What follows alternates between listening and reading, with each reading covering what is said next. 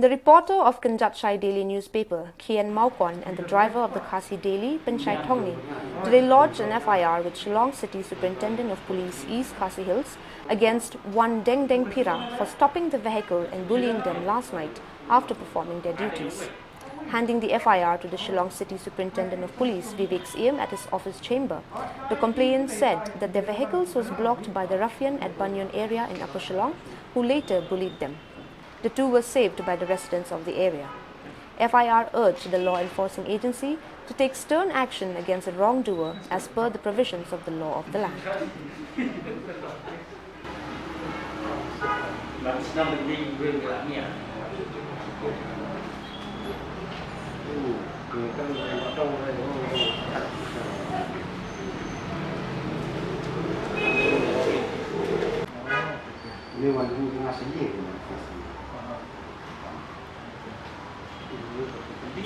Itu